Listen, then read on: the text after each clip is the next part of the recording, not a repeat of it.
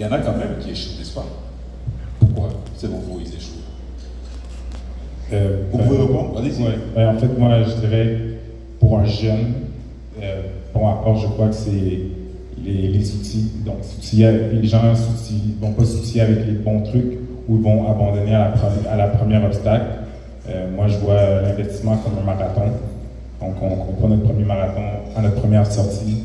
On va s'équiper avec des bons souliers, un bon coach, un bon entraînement. Donc, moi, en fait, c'est plus mon côté sportif qui parle.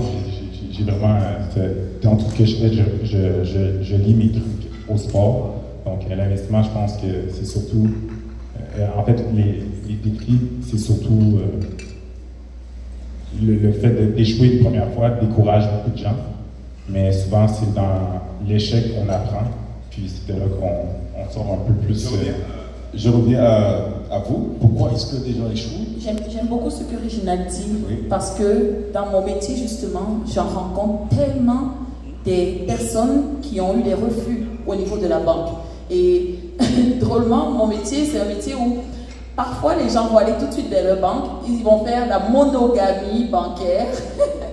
Et une fois qu'ils vont se faire rejeter, ils vont venir vers les courtiers hypothécaires pour qu'on leur trouve des solutions. Moi, c'est quand même bien d'entendre les femmes africaines dire que la polygamie est bonne. Hein? Bancaire. Bancaire. Pour une fois, le terme de polygamie est prononcé et évoqué de manière positive. Allons-y. C'est ça. Donc, 90% des personnes que j'accompagne, ce sont des afrodescendants. La plupart sont même des immigrants. Donc, ils n'ont pas vécu ici. Ils ne connaissent pas le système d'ici. J'essaye vraiment de donner je donne beaucoup de webinaires pour les aider, pour les accompagner. Et les facteurs qui font souvent que plusieurs personnes échouent, c'est le manque d'information, premièrement. Ils ne savent pas comment commencer dans l'immobilier. Et la clé de la réussite dans l'investissement immobilier, c'est vraiment l'information. Je vais brosser rapidement un exemple que j'aime beaucoup donner parce que ce sont des immigrants qui sont arrivés, qui sont comme vous, comme moi, un couple que j'ai eu accompagné l'année dernière. Ils n'ont jamais acheté l'immobilier au Canada. Ils sont venus vers moi et je les ai accompagnés pour l'achat de leur premier bien immobilier.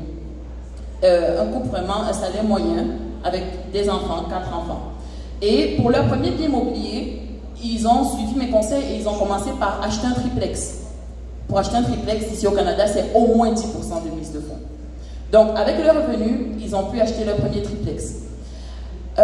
Quelques mois plus tard, au début de cette année, ils m'ont encore contacté parce qu'ils ont pris goût, ils ont eu la piqûre de l'investissement immobilier pour acheter un duplex cette fois-ci. Et tenez-vous bien, plusieurs personnes pensent que pour acheter le deuxième bien immobilier, ça prend 20% de mise de fonds, c'est faux. Ils ont acheté leur duplex avec 5% de mise de fonds. Et il y a quelques mois, ça fait même pas 2 mois, ils sont passés chez le notaire, ils ont acheté finalement leur grosse maison qu'ils voulaient, dont ils rêvaient. Devinez avec combien de mise de fonds? Pas 20%, 5%. Ils ont acquis presque 2 millions d'actifs de patrimoine immobilier en moins d'1 an. J'ai calculé, en moins d'1 an, avec à peine 90 000 $ de mise de fonds. Donc, il y a plusieurs personnes qui pensent que ça va prendre beaucoup d'argent. C'est juste que parfois, on ne sait pas par où commencer. Il y a des étapes pour nous faciliter la vie. Et on n'est pas toujours bloqué, même lorsqu'on est bloqué, on bascule au résidentiel, parce que moi je suis courtier hypothécaire, on bascule au commercial, pardon, je suis courtier hypothécaire au résidentiel et au commercial. Donc lorsque les ratios d'endettement deviennent un peu bloqués au niveau résidentiel, il y a le commercial qui existe toujours. Réginald, après 30 ans